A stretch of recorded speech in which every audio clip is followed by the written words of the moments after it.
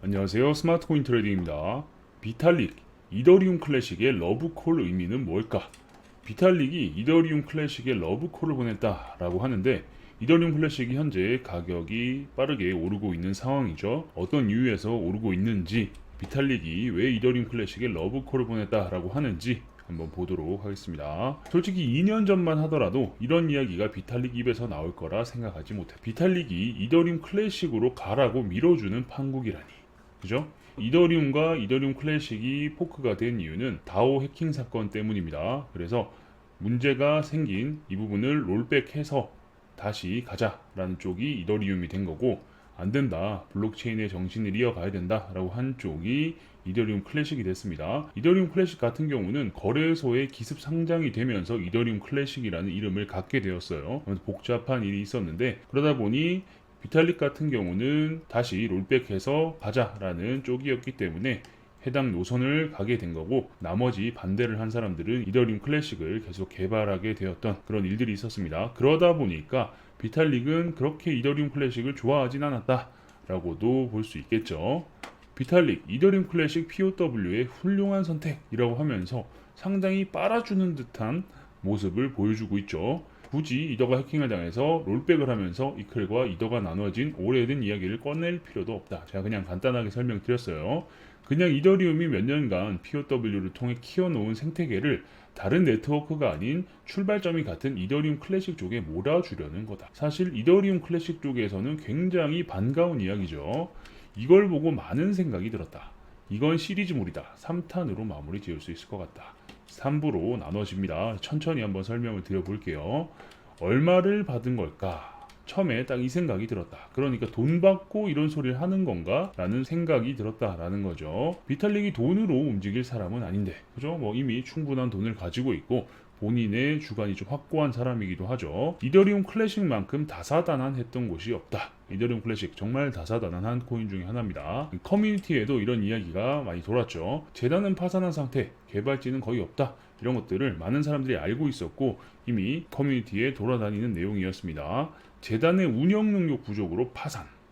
이더리움 클래식 51% 리오그 공격. 이거 아주 심각한 문제죠. POW의 아주 안 좋은 부분이기도 한데, 이 리오그 공격을 받아서 거래소 입출금 정지부터 해서 거래소 입장에서는 이런 문제를 어느 정도 커버하기 위해서 컨펌 수를 대폭 늘립니다. 사람들이 입출금을 할 때 비교적 빠른 이더리움 클래식도 많이 사용을 했었는데 이 컨펌을 막 3,000 이렇게 올려버리니까 거래소로 입금을 해도 하루 이틀 지나야지 입금 처리가 되고 했던 그런 일들도 있었죠. 채굴자 참여도 부족하다 보니 해시 부족으로 해킹을 연속으로 당하기도 하고 결국 이클은 중국 자본에게 먹혀버렸다. 참고로 이때도 부테리는 정말 조언 한마디 하지 않았다.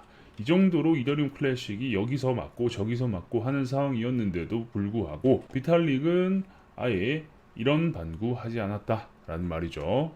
찰스 호스킨슨, 얘가 IOHK의 대표죠. 인풋 아웃풋 호스킨슨의 약자입니다. 이더리움 클래식 조건 수락하면 돕겠다라고 하면서 이야기를 제안을 했는데 이더리움 클래식 입장에서는 그냥 필요 없다라고 해버린 거예요. 찰스 호스킨슨도 이더리움 클래식 초창기 때 개발에 참여했던 멤버 중에 하나죠. 오히려 에이다 측에서 해결 방안을 제시했지만 나름 가오가상해서였을까? 아무튼 에이다의 찰스가 이야기했던 방식과 조금 다른 방식으로 개선을 하긴 했다.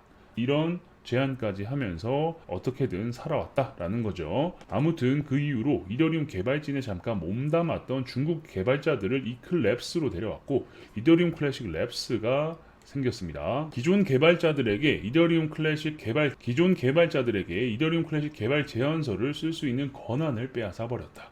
이 말인즉슨 기터브에 업데이트를 할 수 있는 권한 자체를 뺏어버렸다라는 겁니다. 그리고 디스코드, 홈페이지 모두 싹 새 단장해서 기존 참여자들을 모두 밖으로 밀어냈다. 그러니까 랩스를 만들어서 이 랩스에서 완전히 새롭게 새 단장을 했다라는 거죠. 게다가 사장은 외부에서 데려온 외국인으로 바지를 만들어 앉혔다. 그러니까 중국 자본이 들어오긴 했으나 중국인이 운영한다라고 하면 전 세계적으로 조금 안 좋은 반응이 있을 수 있으니까 외국의 다른 사람을 고용해서 대표로 앉혔다라는 거죠. 그러다 보니 개발은 점점 중앙화의 끝판왕이 되어버렸다.